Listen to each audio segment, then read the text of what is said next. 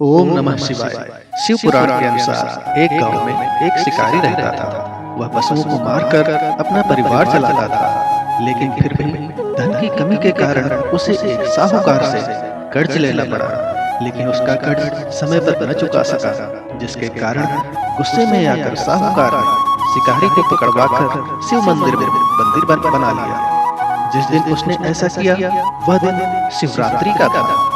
साहूकार के घर पर शिवरात्रि की पूजा हो रही थी। शिकारी ध्यानमग्न होकर शिव की धार्मिक बातें सुनता रहा। चतुर्दशी तिथि पर उसने शिवरात्रि की कथा भी सुनी। शाम होते ही साहूकार ने शिकारी को बुलाया और ऋण चुकाने के बारे में पूछा। शिकारी ने अगले दिन पूरा ऋण लौटाने का वचन देकर खुद को उसके बंधन से छुड़ा लिया। रोज की तरह शिकारी जंगल में शिकार के लिए निकला, लेकिन साहूकार का बंदी बने रहने के कारण वह कुछ खा पी नहीं पाया था। ऐसे में वह बहुत व्याकुल था। शिकार करने के लिए वह एक तालाब के किनारे खड़े बेलपत्र के पेड़ पर अपना पड़ाव बनाने लगा। उस पेड़ के नीचे एक शिवलिंग था जो बेलपत्रों से ढका हुआ था। शिकारी को उस शिवलिंग के बारे में कुछ पता नहीं था। अपना पड़ाव बनाते समय उसने बहुत सारी टहनियां तोड़ी और संयोग से वो शिवलिंग पर गिर गई। इस प्रकार पूरे दिन भर भूखे प्यासे शिकारी का व्रत भी हो गया और संयोग से उसने शिवलिंग पर बेलपत्र भी चढ़ा दिए। रात का एक पहर बीतने के बाद एक गर्भिणी मृग तालाब पर पानी पीने के लिए पहुंची। शिकारी ने धनुष पर तीर चढ़ाकर जैसे ही प्रत्यंचा खींची, मृगी बोली, मैं गर्भ से हूँ, शीघ्र ही मुझे प्रसव होगा। तुम एक साथ दो जीवों की हत्या करोगे, जो ठीक नहीं है। उसने शिकारी से कहा कि मैं अपने बच्चे को जन्म देकर जल्द ही तुम्हारे सामने आ जाऊंगी, तब तुम मेरे प्राण हर लेना। ऐसा सुनते ही शिकारी ने प्रत्यंचा ढीली कर दी और मृगी झाड़ियों में चली गई। प्रत्यंचा चढ़ाने तथा ढीली करने के वक्त संयोग से कुछ और बिल्व पत्र अनायास ही टूटकर शिवलिंग पर गिर गए और इस प्रकार उससे अनजाने में ही प्रथम पहर का पूजन भी संपन्न हो गया। कुछ ही देर बाद एक दूसरी मृगी वहां से निकली। शिकारी की खुशी का ठिकाना न रहा। शिकार को देखते ही उसने धनुष पर बाण फिर से चढ़ाया। तब उसे एक मृगी ने विनम्रता पूर्वक निवेदन किया, हे पार्वती, मैं थोड़ी देर पहले ही ऋतु से निवृत्त हुई हूँ, कामातुर विरहिणी हूँ, अपने प्रिय की खोज में भटक रही हूँ।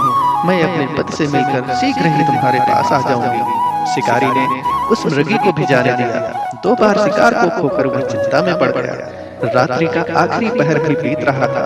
इस बार भी उसके धनुष से लगकर कुछ बेलपत्र फिर से शिवलिंग पर जा गिरे तथा दूसरे पहर की पूजा भी इस प्रकार संपन्न हो गई।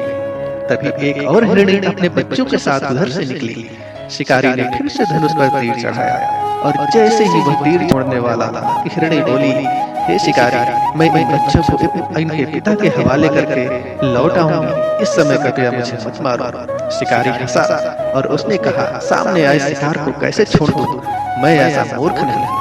इससे पहले भी मैं 2 बार अपना शिकार खो चुका हूँ। मेरे बच्चे भूखे प्यासे होंगे।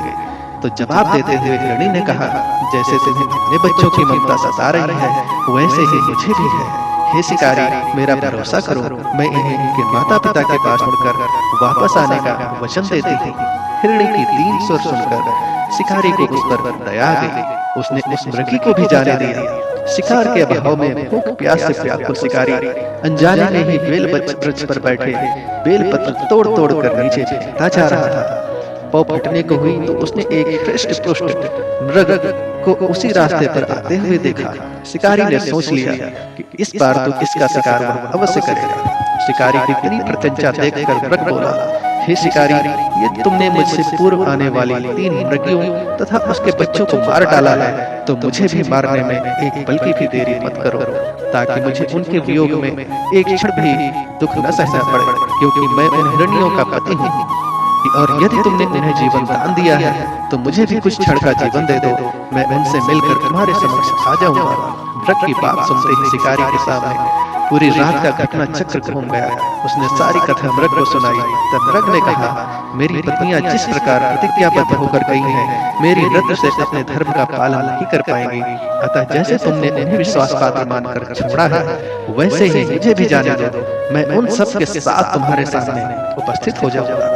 शिकारी ने उसे भी जाने दिया। इस प्रकार सुबह हो गई। व्रत उपवास, रात्रि जागरण तथा शिवलिंग पर संयोग से बेलपत्र चढ़ाने से अनजाने में ही सही, लेकिन शिकारी की शिवरात्रि पूजा पूर्ण हो गई। अनजाने में हुई पूजन का परिणाम भी उसे तत्काल मिला। शिकारी का हिंसक हृदय निर्मल हो गया और उसमें भगवत भक्ति का वास हो गया। थोड़ी ही देर बाद मृग अपने परिवार के साथ शिकारी के सामने उपस्थित हो गया ताकि वह उनका शिकार कर सके, किंतु जंगली पशुओं की ऐसी सत्यता, सात्विकता एवं सामूहिक प्रेम भावना देखकर शिकारी को बड़ी ग्लानि हुई। उसने मृग परिवार को जाने दिया और जीवन दान दिया। अनजाने में शिवरात्रि के व्रत का पालन करने पर भी शिकारी को मोक्ष की प्राप्ति हुई। जब व्रत काल के समय यमदूत उसे ले जाने आए तो शिवगणों ने उन्हें वापस भेज दिया तथा वे शिकारी को शिव जी के लोक शिवलोक में ले गए। शिव पुराण के अनुसार महाशिवरात्रि का व्रत करने के साथ मंत्र चालीसा के साथ इस कथा को अवश्य पढ़ना या फिर सुनना चाहिए। इसके बिना व्रत अधूरा है। ओम नमः शिवाय।